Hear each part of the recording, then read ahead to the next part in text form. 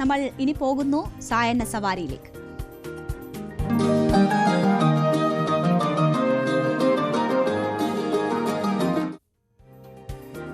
കോഴിക്കോട് മുക്കത്തുള്ളവർക്ക് ഒരു സായന്ന സവാരി നടത്താൻ പറ്റുന്ന ഇടത്തേക്കാണ് നമ്മൾ പോകുന്നത്. നിരവധി പേർ എത്തി സമയങ്ങൾ ചെലവഴിക്കുന്ന ഒരിടമാണ്. മുക്കം കടവിന് സമീപമുള്ള സ്ഥലമാണ്. ഇരുവഴിഞ്ഞിപ്പുഴയും ഒപ്പം തന്നെ ചെറുപുഴയും സംഗമിക്കുന്ന ഇടത്താണ് ഈ പ്രകൃതി മനോഹരമായിട്ടുള്ള സ്ഥലം ഉള്ളത്. മുളങ്കടവ്. അവിടെ നിന്ന് ഞങ്ങളുടെ പ്രതിനിധി ആസാദ് തയ്യാറാക്കിയ റിപ്പോർട്ടുകൾ.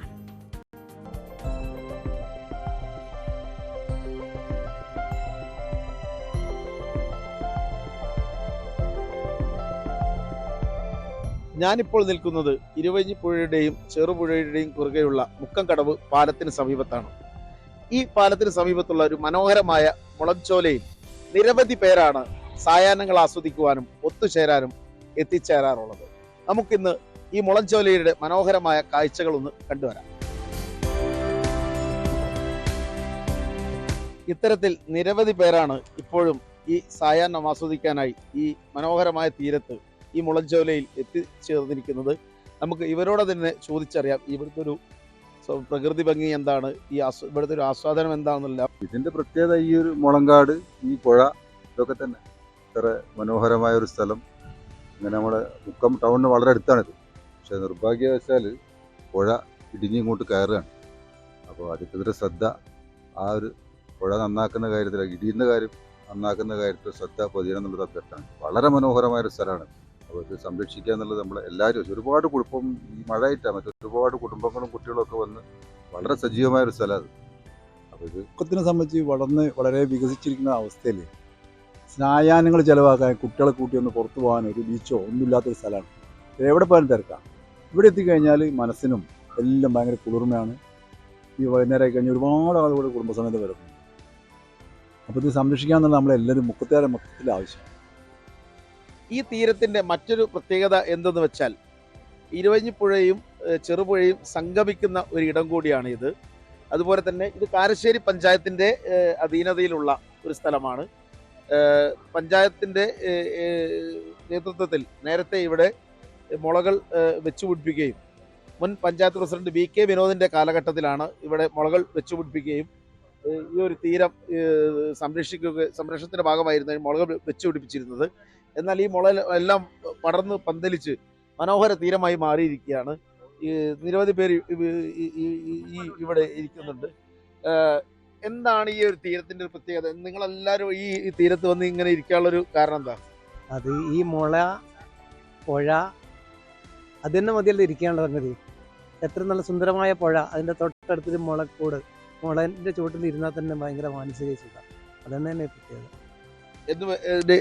മിക്കവാറും എല്ലാ ദിവസവും വൈകുന്നേരം ഒഴിവിട്ടുകയാണെങ്കിൽ എന്തായാലും ഇവിടെ വന്നിരുന്നിട്ട് കുറേ ഫ്രണ്ട്സിനൊക്കെ കണ്ട് സംസാരിച്ചിട്ട് സന്തോഷത്തോടു കൂടിയാണ് ഞങ്ങൾ തിരിച്ചു പോകുന്നത്.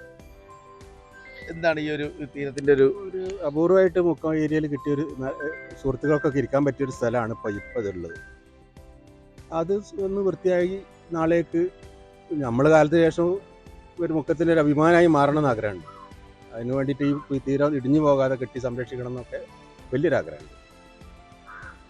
ഇരുവഴിഞ്ഞിപ്പുഴക്കും ചെറുപുഴക്കും ഈ മുക്കത്തിനൊക്കെ ഒരുപാട് ചരിത്രങ്ങളും പിന്നെ കഥകളൊക്കെ ഉണ്ടല്ലോ. അത്തരമൊരു തീരത്താണ് ഇപ്പം സായാഹ്നം ആസ്വദിക്കാൻ വന്നിരിക്കുന്നത്.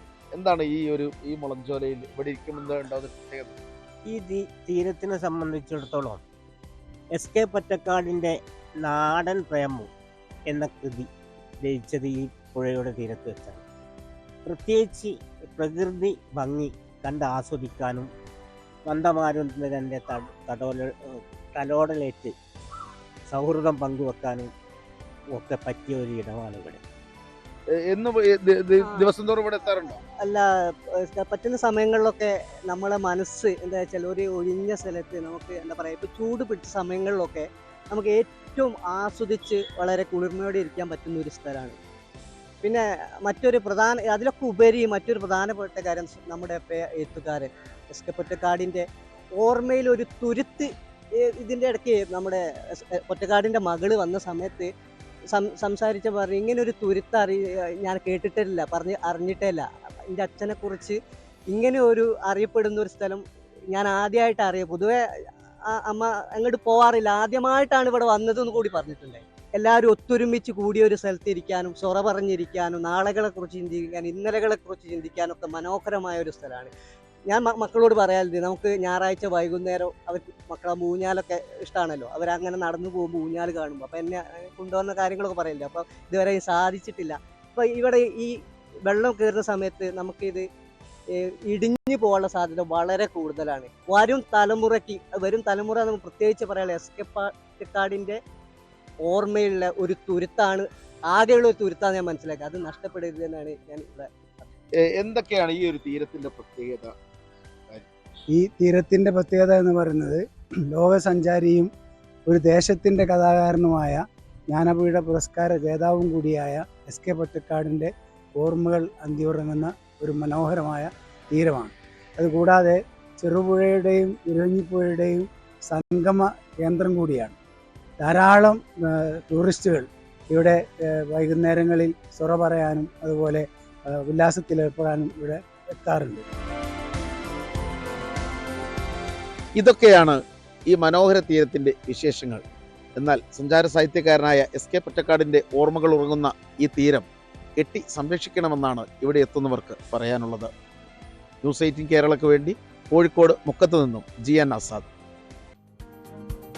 എന്തായാലും പുഴയും കടവും ഒക്കെയായി വലിയൊരു നൊസ്റ്റു ഫീലാണ് എല്ലാവർക്കും ഈ സ്റ്റോറി നൽകിയതെന്നാണ് തോന്നുന്നത്. എന്തായാലും എല്ലാവർക്കും പോകാനും ഇരിക്കാനും പറ്റുന്ന ഒരിടമാണ്. പക്ഷേ നമ്മളിപ്പോൾ കണ്ടപ്പോൾ എല്ലാം പുരുഷന്മാരാണ്. പക്ഷേ കുട്ടികളൊക്കെ അവിടെ വരുന്നുണ്ട് എന്ന് ഊഞ്ഞാൽ കാണുമ്പോൾ മനസ്സിലാകുന്നു. കൂടുതൽ കുട്ടികൾക്കും കുടുംബവുമായിട്ടും സ്ത്രീകൾക്കുമൊക്കെ വന്നിരിക്കാൻ പറ്റുന്ന ഒരിടമായി കൂടുതൽ വികസിക്കട്ടെ ആ സ്ഥലം. എന്തായാലും നല്ല ഒരു കാഴ്ച സായാഹ്ന സവാരി പങ്കുവച്ചിരിക്കുന്നത് ഞങ്ങളുടെ പ്രതിനിധി ആസാദ് മുക്കമാണ്.